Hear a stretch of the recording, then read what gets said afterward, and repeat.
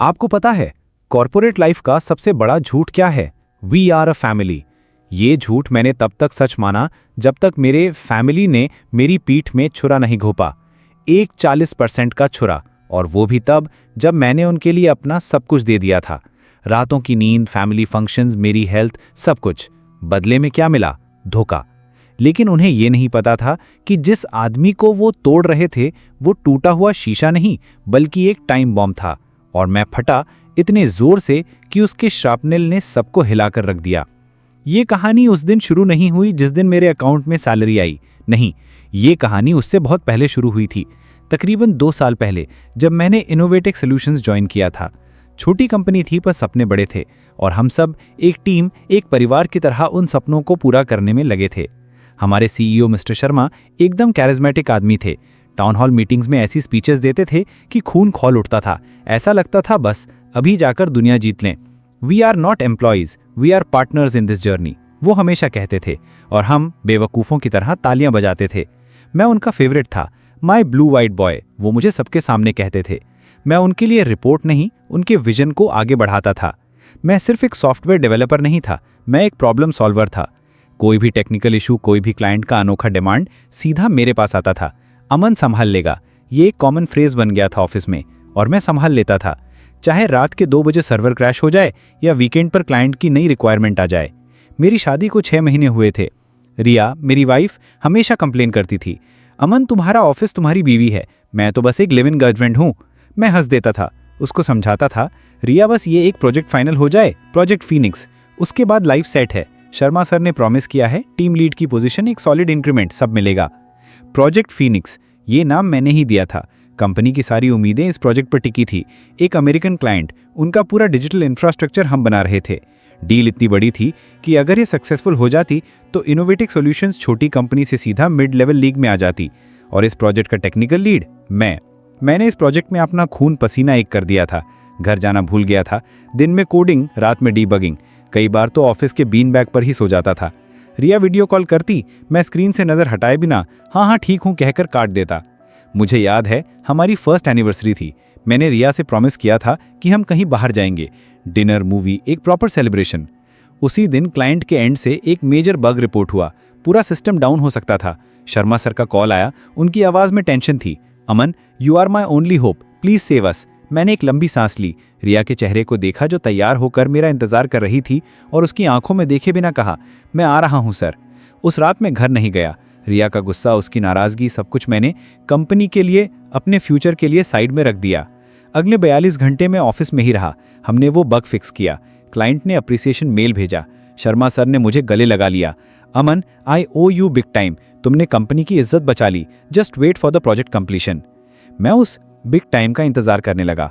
Project Aahista Aahista अपने final stages में पहुंच रहा था। इस बीच ऑफिस में एक नया लड़का ज्वाइन हुआ, सिद्धार्थ। MBA करके आया था, बातें बड़ी बड़ी करता था, इंग्लिश ऐसी बोलता था जैसे हिंदी उसकी जुबान पर चुपती हो। काम से ज़्यादा वो शर्मा सर के कैबिन में पाया जाता था। उनके लिए कॉफ़ी लाना, उनके बच्चों के लिए चॉकलेट्स लाना, उनकी हर बात पर brilliant sir, what a thought कहना। मैं अपने काम में इतना बिजी था कि मुझे इन चीज़ों से फ़र्क नहीं पड़ता था। मुझे लगता था काम बोलता है, परफॉर्मेंस मैटर्स, चापलूसी नहीं। कितना गलत था मैं। प्रोजेक्ट फीनिक्स लॉन्च हुआ, एकदम फ्लॉलेस लॉन्च। क्लाइंट इतना खुश हुआ कि उन्होंने कॉन्ट्रैक्ट को 3 साल के लिए एक्सटेंड कर दिया। ऑफिस में पार्टी हुई। शर्मा सर ने स्टेज पर जाकर स्पीच दी। उन्होंने सबकी मेहनत को सराहा, और फिर उन्होंने एक अनाउंसमेंट किया, to take our success to the next level we need a strong leadership, so I am promoting Siddharth as the new project head for all upcoming ventures. एक पल के लिए रूम में सन्नाटा छा गया। मेरी आंखें शर्मा सर को ढूंढ रही थीं, वो मुझसे नजर चुरा रहे थे। मैंने तालियां बजाईं, पर मेरे कानों में उन तालियों का शोर नहीं बल्कि शर्मा सर के वादे, टीम लीड की पोजीशन, एक सॉलिड इंक्रीमेंट गूंज रहे थे। पार्टी के बाद मैंने उन्हें पकड़ा। सर, आपसे कुछ बात करनी थी। वो थोड़ा अनकंफर्टेबल थे। हाँ मन, बोलो, but make it quick, I have to leave. उनकी टोन, उनका एटीट्यूड सब बदल चुका था। सर, वो टीम लीड का पोजीशन, मैंने हिम्मत करके पूछा। उन्होंने मेरे कंधे पर हाथ रखा, एक अजीब सी सिंपैथी के साथ। Aman, you are a technical बंदा, you are a great asset in coding, but leadership requires man time client facing skills man. Siddharth is an MBA, he is better suited for this role. तुम technical side संभालो, you are the king there, don't worry, we will take care of you. We will take care of you, ये आखिरी झूठ था जो उन्होंने मेरे मुंह पर बोला था। मैं कुछ नहीं बोला, बस सर हिलाकर वापस आ गया। मैं खुद को समझाता रहा, कोई बात नहीं, पोजीशन नहीं तो क्या, इंक्रीमेंट तो आएगा, सैलरी स्लिप में परफॉर्मेंस दिखेगी। मैं गलत था। महीने का आखिरी दिन था, सैलरी क्रेडिट होने का मैसेज आया। मैंने फ़ोन उठाया, मैसेज खोला और मेरी आंखों के सामने अंधेरा छा गया। Amount credited was 40% less than my previous salary. मुझे लगा कोई गलती हुई है, कोई सिस्टम एरर। इम्पॉसिबल, ऐसा कैसे हो सकता है? मैंने तुरंत एचआर को फ़ोन लगाया। प्रिया, दी एचआर हेड, वही प्रिया जो ऑफिस पार्टीज में मेरे काम के किस्से सुनाती थी। Priya, I think there is some error in my salary slip. उसकी आवाज़ में ना कोई सरप्राइज था, ना कोई empathy. No Aman, there is no error, it's a company wide restructuring due to recent market conditions, we had to take some tough decisions, it's a temporary salary rationalization. Salary rationalization 40%, temporary, what does that even mean? मैं चिल्ला रहा था। Aman, please try to understand, the company is not in a good position. Not in a good position? हमने अभी अपनी सबसे बड़ी deal crack की है, प्रोजेक्ट फीनिक्स। वो क्या था? Look Aman, I can't discuss company financials with you, this is a management decision. अगर आपको आगे डिस्कस करना है तो आप मिस्टर शर्मा से बात कर सकते हैं। उसने फ़ोन काट दिया। मैं एक स्टैचू की तरह बैठा था, मेरे कानों में उसके शब्द गूंज रहे थे। Management decision, tough decision, salary rationalisation, ये सब कॉर्पोरेट जार्गन के पीछे छुपा हुआ एक ही सच था, धोखा। मैंने शर्मा सर के कैबिन की तरफ देखा। वो सिद्धार्थ के साथ हंस हंस कर बातें कर रहे थे, ऐसे जैसे कुछ हुआ ही नहीं, ऐसे जैसे उन्होंने किसी की सालों की मेहनत पर, किसी के सपनों पर बुलडोजर न चला दिया हो। उस दिन मैं समझ गया, ये फैमिली नहीं है, ये एक जंगल है, और यहाँ या तो आप शिकारी हैं या शिकार, और उन्होंने मुझे शिकार समझने की गलती कर दी थी। मैं कैबिन से उठा, अपना बैग लिया और चुपचाप घर निकल गया। मेरे अंदर गुस्सा नहीं था, एक अजीब से सुकून था, एक अजीब सी आग। वो आग जिसमें इंसान या तो जलकर राख हो जाता है या फिर उस आग से अपनी तलवार बनाता है। मैंने तलवार बनाने का फैसला किया। घर पहुंचा तो रिया ने मेरा चेहरा देखकर ही समझ लिया कि कुछ गड़बड़ है। क्या हुआ अमन, सब ठीक है? उसने पूछा। मैं कुछ नहीं बोला, बस सोफे पर बैठ गया और दीवार को घूरने लगा। वो मेरे पास आई, मेरा हाथ पकड़ा। सैलरी आई? उसने धीरे से पूछा। मैंने बस हाँ में सर हिलाया। वो जानती थी मैं सैलरी का कितनी बेसब्री से इंतजार कर रहा था। हमने कितने प्लान्स बनाए थे, एक छोटी सी गाड़ी लेंगे, होम लोन का डाउन पेमेंट शुरू करेंगे, एक वेकेशन पर जाएंगे। मैंने अपना फ़ोन निकाला, सैलरी का मैसेज खोला और उसके हाथ में दे दिया। उसने मैसेज देखा, एक बार, दो बार, फिर उसने मेरी तरफ देखा। उसकी आंखों में गुस्सा नहीं था, अफसोस था, मेरे लिए, अपने लिए, हमारे लिए। ये क्या है? सैलरी रैशनलाइजेशन, मैंने अजीब सी हंसी के साथ कहा। कंपनी की हालत ठीक नहीं है। हालत ठीक नहीं है? 2 साल से तुम उनके लिए गधे की तरह काम कर रहे हो। अपनी एनिवर्सरी पर तुम उनका बग फिक्स कर रहे थे। जब तुम्हारे पापा हॉस्पिटल में थे तब तुम उनके क्लाइंट प्रेजेंटेशन बना रहे थे, और आज जब उन्होंने इतना बड़ा प्रोजेक्ट जीता है तो उनकी हालत ठीक नहीं है। ये झूठ सुनने से अच्छा है मैं बहरी हो जाऊं। उसकी बातें सही थी, एकदम सही, पर सुनने की ताकत नहीं थी। मैंने रिया से कभी कुछ छुपाया नहीं था, पर उस दिन मैं उसे अपनी आंखें नहीं मिला पा रहा था, क्योंकि मुझे पता था इसमें उसकी गलती नहीं थी, गलती मेरी थी। मैंने एक झूठी दुनिया पर, झूठे लोगों पर, झूठे वादों पर भरोसा किया था। मैं कल रिजाइन कर दूंगा। रिजाइन? अमन, सोचा है तुमने? एकदम से जॉब छोड़ देंगे तो ईएमआई कैसे भरेंगे? घर का खर्चा कैसे चलेगा? मैं कुछ और ढूंढ लूंगा।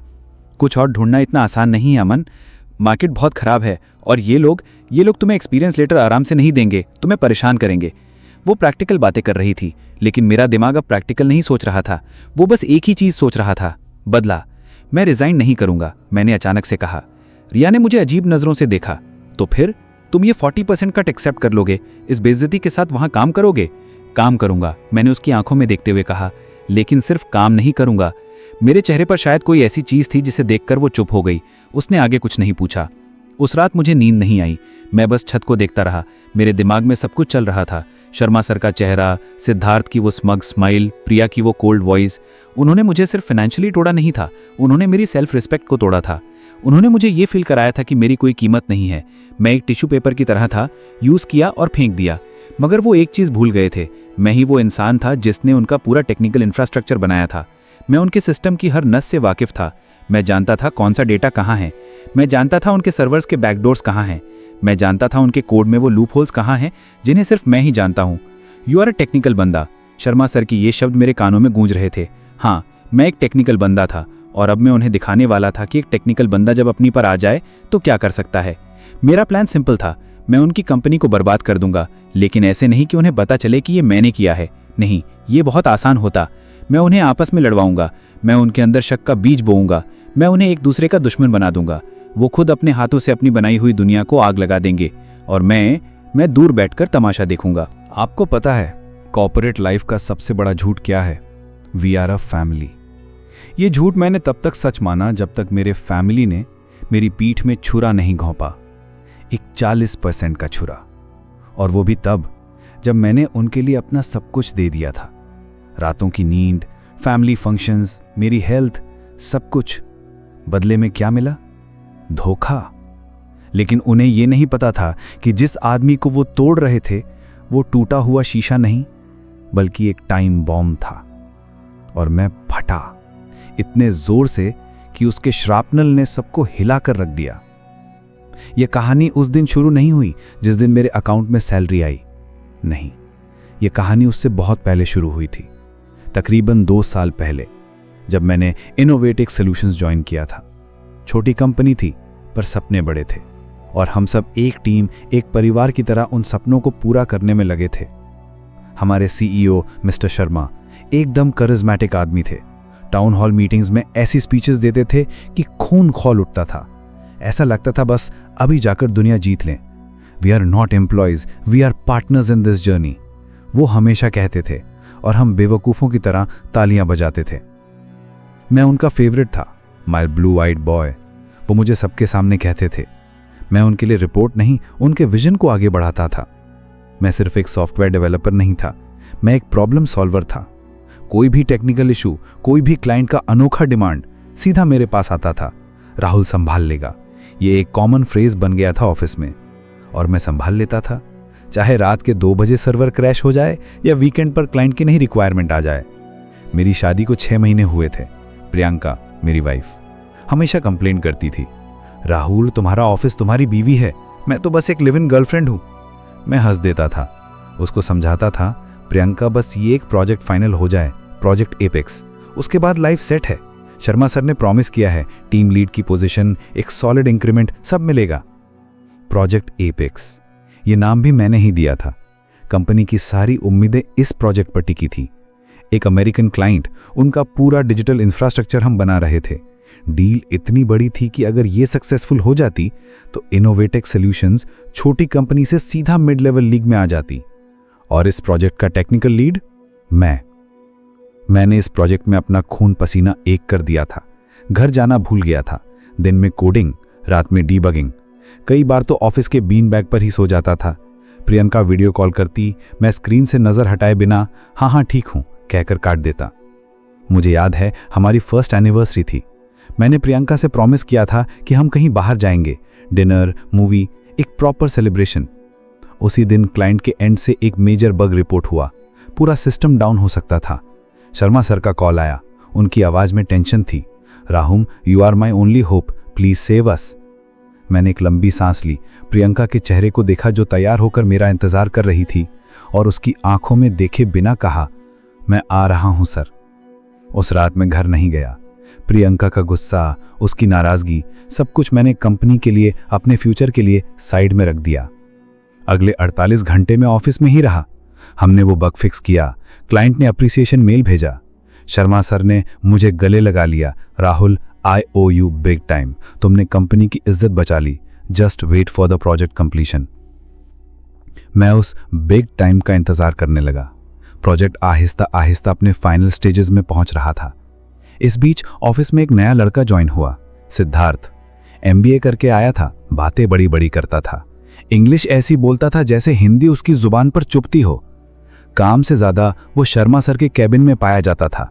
उनके लिए कॉफी लाना, उनके बच्चों के लिए चॉकलेट्स लाना, उनकी हर बात पर brilliant sir, what a thought कहना।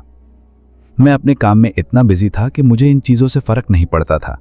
मुझे लगता था काम बोलता है, परफॉर्मेंस मैटर्स, चापलूसी नहीं। कितना गलत था मैं। प्रोजेक्ट एपेक्स लॉन्च हुआ, एकदम फ्लॉलेस लॉन्च। क्लाइंट इतना खुश हुआ कि उन्होंने कॉन्ट्रैक्ट को 3 साल के लिए एक्सटेंड कर दिया। ऑफिस में पार्टी हुई, शर्मा सर ने स्टेज पर जाकर स्पीच दी। उन्होंने सबकी मेहनत को सराहा और फिर उन्होंने एक अनाउंसमेंट किया, to take our success to the next level we need a strong leadership, so I am promoting Siddharth as the new project head for all upcoming ventures.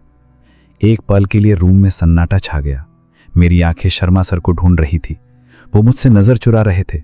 मैंने तालियां बजाईं, पर मेरे कानों में उन तालियों का शोर नहीं बल्कि शर्मा सर के वादे, टीम लीड की पोजीशन, एक सॉलिड इंक्रीमेंट गूंज रहे थे। पार्टी के बाद मैंने उन्हें पकड़ा, सर आपसे कुछ बात करनी थी। वो थोड़ा अनकंफर्टेबल थे। हाँ राहुल बोलो, but make it quick, I have to leave. उनकी टोन, उनका एटीट्यूड सब बदल चुका था। सर, वो टीम लीड का पोजीशन? मैंने हिम्मत करके पूछा। उन्होंने मेरे कंधे पर हाथ रखा, एक अजीब सी सिंपैथी के साथ। राहुल, तुम टेक्निकल बंदे हो, you are a great asset in coding, but leadership requires client facing skills, man management. Siddharth is an MBA, he is better suited for this role. तुम टेक्निकल साइड संभालो, you are the king there, don't worry, we will take care of you. We will take care of you, ये आखिरी झूठ था जो उन्होंने मेरे मुंह पर बोला था। मैं कुछ नहीं बोला, बस सर हिलाकर वापस आ गया। मैं खुद को समझाता रहा, कोई बात नहीं, पोजीशन नहीं तो क्या, सैलरी स्लिप में परफॉर्मेंस दिखेगी। मैं गलत था। महीने का आखिरी दिन था, सैलरी क्रेडिट होने का मैसेज आया। मैंने फोन उठाया, मैसेज खोला और मेरी आंखों के सामने अंधेरा छा गया। Amount credited was 40% less than my previous salary. मुझे लगा कोई गलती हुई है, कोई सिस्टम एरर। इम्पॉसिबल, ऐसा कैसे हो सकता है? मैंने तुरंत HR को फोन लगाया। सीमा, द HR हेड, वही सीमा जो ऑफिस पार्टीज में मेरे काम के किस्से सुनाती थी। Seema, I think there is some error in my salary slip. उसकी आवाज में ना कोई सरप्राइज था, ना कोई empathy. No Rahul, there is no error, it's a company wide restructuring. Due to recent market conditions, we had to take some tough decisions. It's a temporary salary rationalization. Salary rationalization? 40% temporary? What does that even mean? मैं चिल्ला रहा था। Rahul, please try to understand. The company is not in a good position. Not in a good position. हमने अभी अपनी सबसे बड़ी deal crack की है, प्रोजेक्ट एपेक्स। वो क्या था? Look Rahul, I can't discuss company financials with you. This is a management decision. अगर आपको आगे डिस्कस करना है तो आप मिस्टर शर्मा से बात कर सकते हैं। उसने फोन काट दिया। मैं एक स्टैचू की तरह बैठा था। मेरे कानों में उसके शब्द गूंज रहे थे। Management decision, tough decisions, salary rationalisation, ये सब कॉर्पोरेट जार्गन के पीछे छुपा हुआ एक ही सच था, धोखा। मैंने शर्मा सर की केबिन की तरफ देखा। वो सिद्धार्थ के साथ हंस हंस कर बातें कर रहे थे, ऐसे जैसे कुछ हुआ ही नहीं, ऐसे जैसे उन्होंने किसी की सालों की मेहनत पर, किसी के सपनों पर बुलडोजर ना चला दिया हो। उस दिन मैं समझ गया, ये फैमिली नहीं है, ये एक जंगल है, और यहां या तो आप शिकारी हैं या शिकार, और उन्होंने मुझे शिकार समझने की गलती कर दी थी। मैं कैबिन से उठा, अपना बैग लिया और चुपचाप घर निकल गया। मेरे अंदर गुस्सा नहीं था, एक अजीब सा सुकून था, एक अजीब सी आग। वो आग जिसमें इंसान या तो जलकर राख हो जाता है या फिर उस आग से अपनी तलवार बनाता है। मैंने तलवार बनाने का फैसला किया। घर पहुंचा तो प्रियंका ने मेरा चेहरा देखकर ही समझ लिया कि कुछ गड़बड़ है। क्या हुआ राहुल, सब ठीक है? उसने पूछा। मैं कुछ नहीं बोला, बस सोफे पर बैठ गया और दीवार को घूरने लगा। वो मेरे पास आई, मेरा हाथ पकड़ा। सैलरी आई? उसने धीरे से पूछा। मैंने बस हाँ में सर हिलाया। वो जानती थी मैं इस सैलरी का कितनी बेसब्री से इंतजार कर रहा था। हमने कितने प्लान्स बनाए थे, एक छोटी सी गाड़ी लेंगे, होम लोन का डाउन पेमेंट शुरू करेंगे, एक वेकेशन पर जाएंगे। मैंने अपना फोन निकाला, सैलरी का मैसेज खोला और उसके हाथ में दे दिया। उसने मैसेज देखा, एक बार, दो बार, फिर उसने मेरी तरफ देखा। उसकी आंखों में गुस्सा नहीं था, अफसोस था, मेरे लिए, अपने लिए, हमारे लिए। ये क्या है? सैलरी रैशनलाइजेशन, मैंने एक अजीब सी हंसी के साथ कहा। कंपनी की हालत ठीक नहीं है। हालत ठीक नहीं है? 2 साल से तुम उनके लिए गधे की तरह काम कर रहे हो। अपनी एनिवर्सरी पर तुम उनका बग फिक्स कर रहे थे। जब तुम्हारे पापा हॉस्पिटल में थे तब तुम उनके क्लाइंट प्रेजेंटेशन बना रहे थे, और आज जब उन्होंने इतना बड़ा प्रोजेक्ट जीता है तो उनकी हालत ठीक नहीं है। ये झूठ सुनने से अच्छा है मैं बहरी हो जाऊं। उसकी बातें सही थी, एकदम सही, पर सुनने की ताकत नहीं थी। मैंने प्रियंका से कभी कुछ छुपाया नहीं था, पर उस दिन मैं उससे अपनी आंखें नहीं मिला पा रहा था, क्योंकि मुझे पता था इसमें उसकी गलती नहीं थी, गलती मेरी थी। मैंने एक झूठी दुनिया पर, झूठे लोगों पर, झूठे वादों पर भरोसा किया था। मैं कल रिजाइन कर दूंगा। रिजाइन? राहुल, सोचा है तुमने? एकदम से जॉब छोड़ देंगे तो EMI कैसे भरेंगे? घर का खर्चा कैसे चलेगा? मैं कुछ और ढूंढ लूंगा, कुछ और ढूंढ लूंगा। इतना आसान नहीं है राहुल, मार्केट बहुत खराब है, और ये लोग तुम्हें एक्सपीरियंस लेटर आराम से नहीं देंगे, तुम्हें परेशान करेंगे। वो प्रैक्टिकल बातें कर रही थी, लेकिन मेरा दिमाग अब प्रैक्टिकल नहीं सोच रहा था। वो बस एक ही चीज सोच रहा था, बदला। मैं रिजाइन नहीं करूंगा, मैंने अचानक से कहा। प्रियंका ने मुझे अजीब नजरों से देखा। तो तुम ये 40% कट एक्सेप्ट कर लोगे, इस बेइज्जती के साथ वहां काम करोगे? काम करूंगा, लेकिन सिर्फ काम नहीं करूंगा। मेरे चेहरे पर शायद कोई ऐसी चीज थी जिसे देखकर वो चुप हो गई। उसने आगे कुछ नहीं पूछा। उस रात मुझे नींद नहीं आई। मैं बस छत को देखता रहा। मेरे दिमाग में सब कुछ चल रहा था। शर्मा सर का चेहरा, सिद्धार्थ की वो स्मग स्माइल, सीमा की वो कोल्ड वॉइस। उन्होंने मुझे सिर्फ फाइनेंशियली नहीं तोड़ा था, उन्होंने मेरी सेल्फ रेस्पेक्ट को तोड़ा था। उन्होंने मुझे ये फील कराया था कि मेरी कोई कीमत नहीं है। मैं एक टिश्यू पेपर की तरह था, यूज किया और फेंक दिया। मगर वो एक चीज भूल गए थे, मैं ही वो इंसान था जिसने उनका पूरा टेक्निकल इंफ्रास्ट्रक्चर बनाया था। मैं उनके सिस्टम की हर नस से वाकिफ था। मैं जानता था कौन सा डेटा कहाँ है। मैं जानता था उनके सर्वर्स के बैकडोर्स कहाँ हैं। यू आर अ टेक्निकल बंदा। शर्मा सर के ये शब्द मेरे कानों में गूंज रहे थे। हाँ, मैं एक टेक्निकल बंदा था और अब मैं उन्हें दिखाने वाला था कि एक टेक्निकल बंदा जब अपनी पर आ जाए तो क्या कर सकता है। मेरा प्लान सिंपल था, मैं उनकी कंपनी को बर्बाद कर दूंगा, लेकिन ऐसे नहीं कि उन्हें पता चले कि ये मैंने किया है। नहीं, ये बहुत आसान होता। मैं उन्हें आपस में लड़वाऊंगा, मैं उनके अंदर शक का बीज बोऊंगा, मैं उन्हें एक दूसरे का दुश्मन बना दूंगा। वो खुद अपने हाथों से अपनी बनाई हुई दुनिया को आग लगा देंगे और मैं दूर बैठकर तमाशा देखूंगा। अगले दिन मैं ऑफिस गया। मेरे चेहरे पर कोई शिकवा नहीं था, कोई गुस्सा नहीं था। मैंने एक नॉर्मल एम्प्लॉय की तरह अपना कंप्यूटर ऑन किया और काम करने लगा। लोग मेरे पास आ रहे थे, सिंपैथी दिखा रहे थे। यार, बुरा हुआ तेरे साथ, डोंट वरी, सब ठीक हो जाएगा। मैं बस मुस्कुराकर सर हिला देता। सिद्धार्थ मेरे पास आया। Hey Rahul buddy, I heard about the salary thing.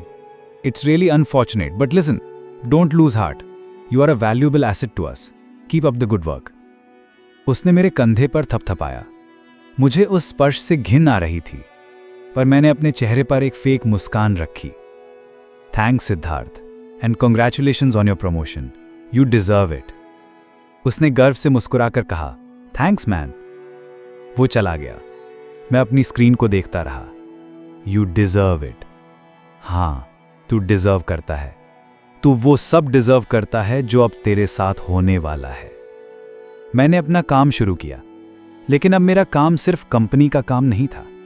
मेरा काम था इंफॉर्मेशन निकालना। मैंने कंपनी के इंटरनल कम्युनिकेशन सर्वर्स को एक्सेस करना शुरू किया। वो ईमेल्स, वो चैट्स जो नॉर्मली एक एम्प्लॉय नहीं देख सकता। मैंने शर्मा सर, सीमा और सिद्धार्थ के कम्युनिकेशंस पर नजर रखनी शुरू की।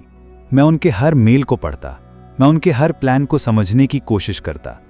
शुरू में मुझे कुछ खास नहीं मिला, नॉर्मल ऑफिस की बातें, लेकिन मैं जानता था हर चमकती चीज के पीछे अंधेरा होता है और मैं उस अंधेरे को ढूंढ रहा था। मैंने प्रोजेक्ट एपेक्स के फाइनेंशियल रिकॉर्ड्स को खंगालना शुरू किया। क्लाइंट से कितना पैसा आया, कंपनी ने आगे वेंडर्स को कितना पे किया, सब कुछ ऊपर से एकदम साफ लग रहा था। पर मैं जानता था गड़बड़ है, गड़बड़ होनी ही थी, क्योंकि अगर कंपनी प्रॉफिटेबल थी तो वो मेरी सैलरी 40% क्यों काटती। और फिर एक रात देर तक ऑफिस में रुककर मुझे वो मिल गया, एक छुपा हुआ फोल्डर, सर्वर के एक ऐसी डायरेक्टरी में जिसे रेगुलरली कोई चेक नहीं करता। फोल्डर का नाम था कंटिंजेंसी। उसके अंदर कुछ एक्सेल शीट्स थी, कुछ इनवॉइसेस थे और कुछ ईमेल कॉन्वर्सेशंस। मैं उस फोल्डर को खोलता गया और मेरे हाथ कांपने लगे। ये कंपनी के असली अकाउंट्स थे, वो अकाउंट्स जो वो अपने इन्वेस्टर्स और गवर्नमेंट को नहीं दिखाते थे। उन्होंने क्लाइंट से मिले हुए पैसे का एक बड़ा हिस्सा शेल कंपनीज में ट्रांसफर किया था। ये शेल कंपनीज शर्मा सर के रिश्तेदारों के नाम पर थी। उन्होंने प्रोजेक्ट के खर्चे को बढ़ा चढ़ाकर दिखाया था, सॉफ्टवेयर लाइसेंसेस के नाम पर, हार्डवेयर परचेज के नाम पर। उन्होंने बी ग्रेड माल को ए ग्रेड के दाम पर खरीदा था और ऊपर का सारा पैसा अपनी जेब में डाला था। ये सिर्फ मिसमैनेजमेंट नहीं था, ये एकदम अखरा फ्रॉड था, धोखा। सिर्फ मेरे साथ नहीं, बल्कि हर उस एम्प्लॉय के साथ जो कम सैलरी पर भी कंपनी के लिए ईमानदारी से काम कर रहा था, हर उस इन्वेस्टर के साथ जिसने इस कंपनी पर भरोसा किया था। और सबसे शॉकिंग बात, इसमें सिर्फ शर्मा सर अकेले नहीं थे। सीमा, हमारी होलियर देन दाव HR हेड, वो भी इसमें पूरी तरह से शामिल थी। वो सारे फेक इनवॉइसेस अप्रूव करती थी, वही शेल कंपनीज के पेपर वर्क को मैनेज करती थी। सिद्धार्थ इसमें डायरेक्टली इन्वॉल्व नहीं था, लेकिन उसे सब कुछ पता था। ईमेल्स में ऐसी कॉन्वर्सेशंस थी जहां शर्मा सर उसे समझा रहे थे कि कॉस्ट ऑप्टिमाइजेशन कैसे करना है। बेसिकली वो उसे भी इस चोर मंडली में शामिल कर रहे थे। मेरी 40% सैलरी काटी गई थी क्योंकि इन लोगों को अपनी जेबें भरनी थी। उन्होंने मेरी मेहनत की कमाई चोरी की थी ताकि वो अपनी अय्याशी कर सकें। मुझे याद आया, कुछ महीने पहले शर्मा सर ने एक नई लग्जरी कार खरीदी थी। सीमा हर हफ्ते नए डिजाइनर बैग के साथ ऑफिस आती थी और हमें मार्केट कंडीशंस का लेक्चर दिया जा रहा था। मेरे पास अब सबूत था, एक ऐसा सबूत जो उनकी पूरी दुनिया को जलाकर राख कर सकता था। मैं चाहता तो अगले ही दिन ये सारे सबूत पुलिस को, मीडिया को, इन्वेस्टर्स को दे सकता था। एक दिन में उनका खेल खत्म हो जाता, पर नहीं, उसमें वो मजा नहीं था। उन्होंने मुझे आहिस्ता आहिस्ता रोज थोड़ा थोड़ा करके तोड़ा था। मैं भी उन्हें वैसे ही तोड़ूंगा, रोज थोड़ा थोड़ा। मैं उन्हें ऐसी मौत मारूंगा कि उन्हें पता भी नहीं चलेगा कि उनका कातिल कौन है। मेरा पहला निशाना था सिद्धार्थ। उसको अपने नए नए पावर का बहुत घमंड था। उसको लगता था कि वो अब कंपनी का शहजादा है। मैंने उसके कंप्यूटर में एक छोटा सा स्क्रिप्ट डाल दिया, एक की लॉगर। अब वो अपने कंप्यूटर पे जो भी टाइप करता वो सीधा मेरे पास एक हिडन फाइल में सेव हो जाता। उसका हर पासवर्ड, हर चैट, हर ईमेल सब मेरी मुट्ठी में था। सिद्धार्थ की एक आदत थी, वो अपने दोस्तों को ईमेल पर कंपनी के बारे में गॉसिप करता था। शर्मा सर को क्या क्या बोलता है, सीमा के बारे में क्या सोचता है, कॉलीग्स कितने इनकॉम्पिटेंट हैं, नॉर्मल ऑफिस गॉसिप। लेकिन उसके शब्दों में एक अजीब सा घमंड था। मैंने उसकी ऐसी एक ईमेल जिसमें उसने शर्मा सर का मजाक उड़ाया था, थोड़ा सा एडिट किया। मैंने उसमें कुछ ऐसी बातें ऐड कर दी जो ज़्यादा पर्सनल और ऑफेंसिव थी। फिर मैंने उस ईमेल को एक्सीडेंटली कंपनी के कॉमन मेलिंग लिस्ट पर फॉरवर्ड कर दिया। और फॉरवर्ड करने के लिए मैंने सीमा का ईमेल अकाउंट यूज़ किया, क्योंकि सिद्धार्थ के पासवर्ड से मुझे सीमा के अकाउंट का एक्सेस भी मिल गया था। उनके सिस्टम्स इतने कमज़ोर थे, इतने इंटरकनेक्टेड थे कि एक दरवाज़ा खोलते ही सारे दरवाजे खुल जाते थे। अगले दिन ऑफिस में आग लग गई।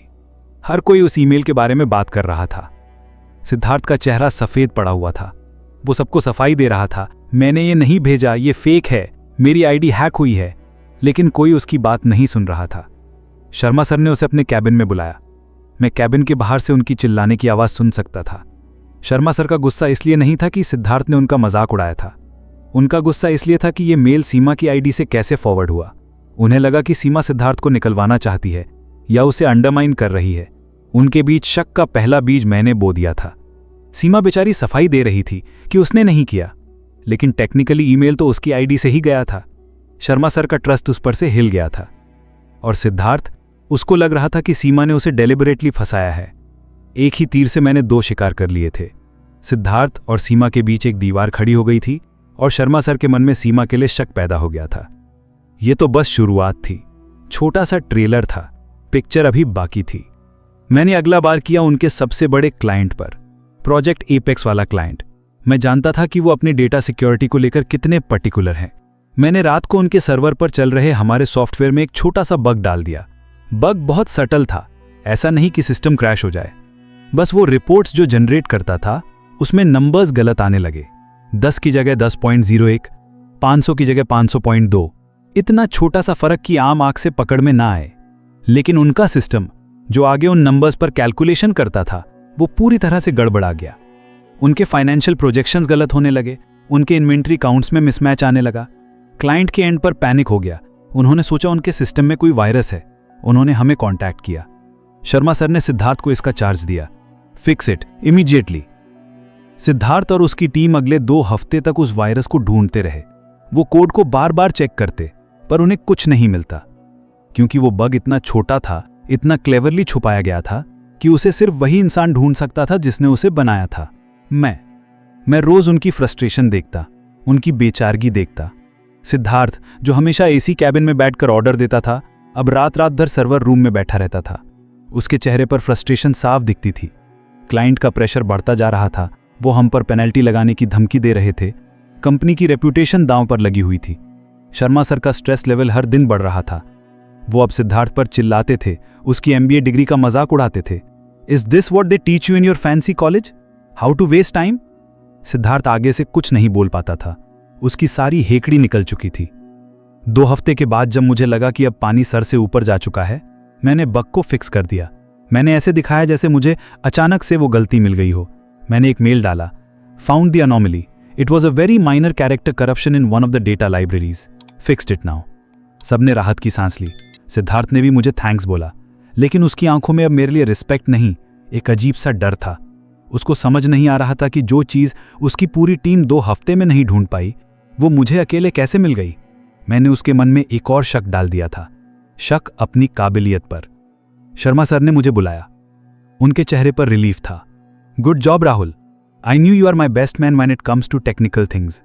उन्होंने फिर से वही लाइन बोली, पर इस बार उनकी आवाज़ में वो पहले वाला कॉन्फिडेंस नहीं था, एक मजबूरी थी। वो जानते थे कि उन्हें मेरी ज़रूरत है। अब बारी थी सीमा की। सीमा को अपने कंट्रोल और अपने सिस्टम पर बहुत नाज था।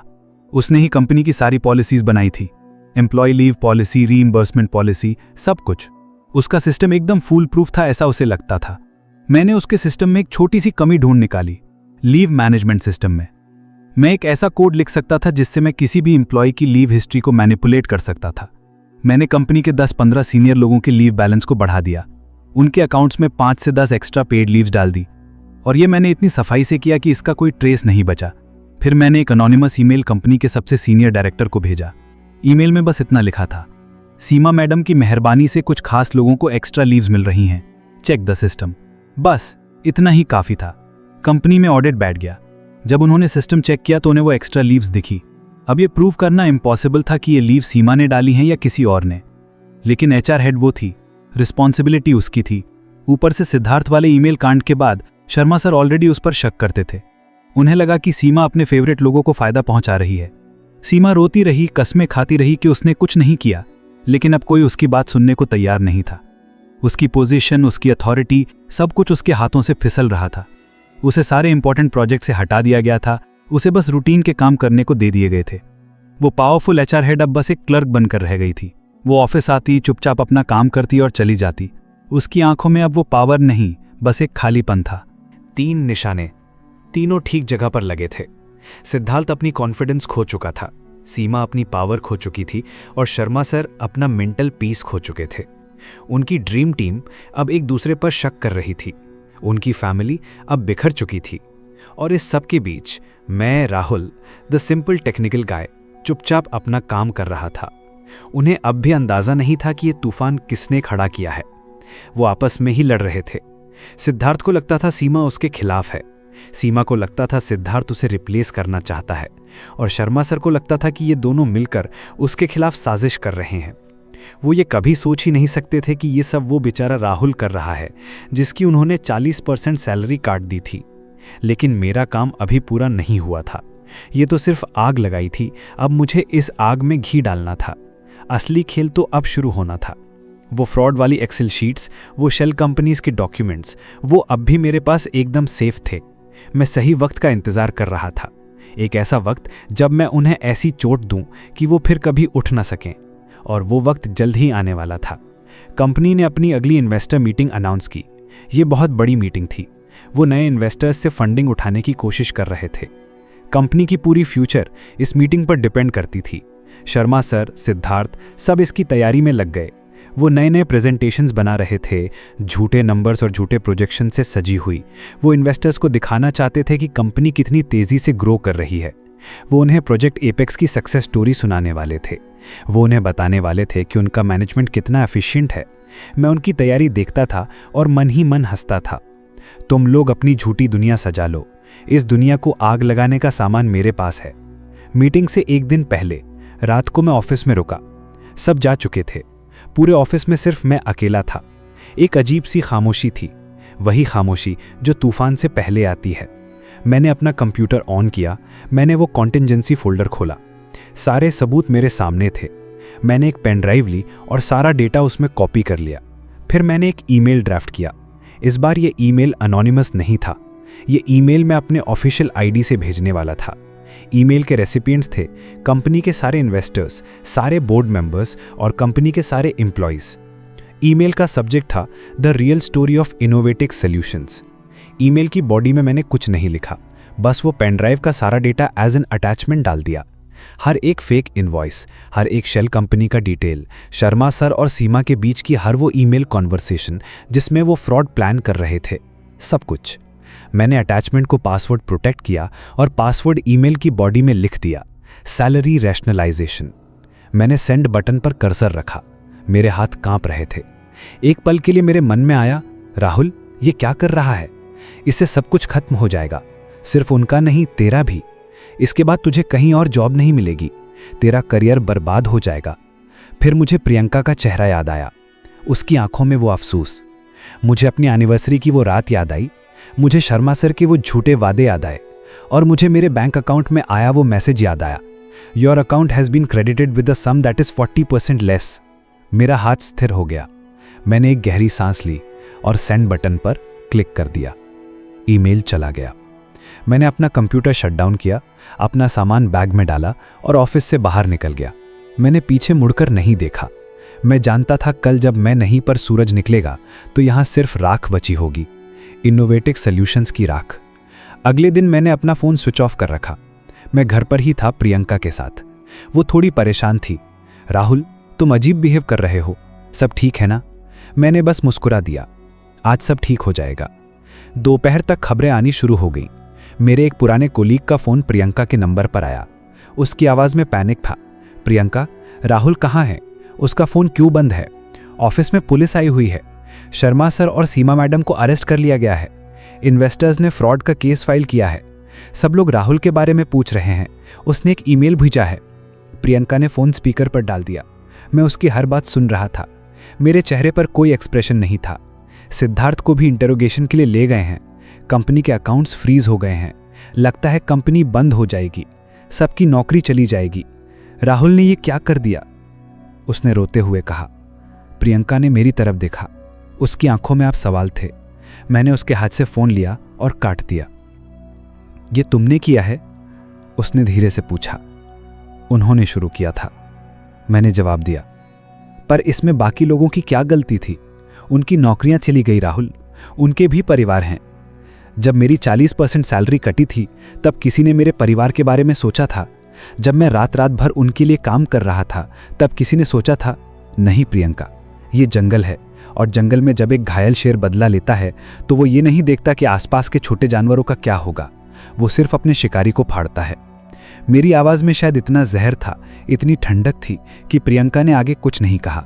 वो बस मुझे देखती रही, ऐसे जैसे वो मुझे पहली बार देख रही हो। शायद वो सही थी। मैं अब वो पुराना राहुल नहीं था।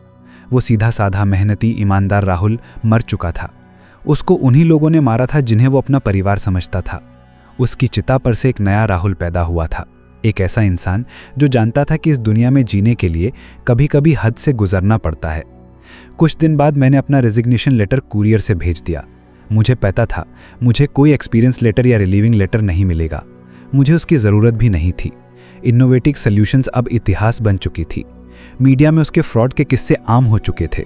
शर्मा और सीमा जेल में थे, अपनी ट्रायल का इंतजार कर रहे थे। सिद्धार्थ को छोड़ दिया गया था, पर उसका करियर शुरू होने से पहले ही खत्म हो गया था। कोई भी कंपनी अब उसे नौकरी पर नहीं रखती थी। बाकी एम्प्लॉयज़, हाँ, उनका बुरा हुआ, लेकिन जंग में कुछ निर्दोष लोग मारे ही जाते हैं। यही जंग का उसूल है। मैंने एक नई शुरुआत की। मैंने फ्रीलांसिंग करना शुरू कर दिया।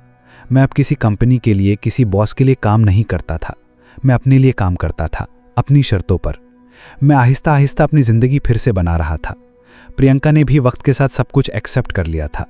शायद वो समझ गई थी कि जो हुआ वो ज़रूरी था, लेकिन हमारे बीच कुछ बदल गया था। वो अब भी मुझसे प्यार करती थी, पर उसकी आंखों में अब मेरे लिए वो पहले वाला रिस्पेक्ट नहीं था। एक डर था, एक अनजानपन था। कभी कभी रात को जब मैं अकेला बैठा होता हूँ, मैं सोचता हूँ, क्या मैंने सही किया? शायद नहीं। शायद मेरा बदला हद से ज़्यादा था। शायद मुझे बाकी लोगों के बारे में सोचना चाहिए था। फिर मुझे वो 40% सैलरी कट याद आता है, वो बेइज्जती, वो धोखा, और मुझे लगता है मैंने जो भी किया ठीक किया। उन्होंने मेरी आत्मा पर वार किया था, मैंने उनकी पूरी दुनिया जला दी, हिसाब बराबर। लोग कहते हैं बदला लेने से सुकून मिलता है। ये झूठ है। सुकून नहीं मिलता, एक अजीब सा खालीपन मिलता है। एक ऐसी जीत मिलती है जिसका जश्न मनाने के लिए आपके साथ कोई नहीं होता। मैंने उन्हें हरा दिया, मैं जीत गया, पर इस जीत की कीमत मैंने अपने अंदर के इंसान को खोकर चुकाई है। मैं अब आईने में देखता हूं तो मुझे वो राहुल नहीं दिखता जो दूसरों के लिए जीता था। मुझे एक ऐसा शख्स दिखता है जिसने अपने दुश्मनों को बर्बाद करने के लिए खुद को भी कहीं ना कहीं बर्बाद कर दिया है। और ये एहसास उस 40% सैलरी कट से भी ज़्यादा तकलीफ देता है। पर शायद यही मेरा असली बदला है, उनसे नहीं, खुद से। क्योंकि उन्होंने तो सिर्फ मेरे पैसे काटे थे, मैंने तो अपनी रूह का सौदा कर लिया। और इस सौदे में घाटा सिर्फ मेरा हुआ, सिर्फ मेरा।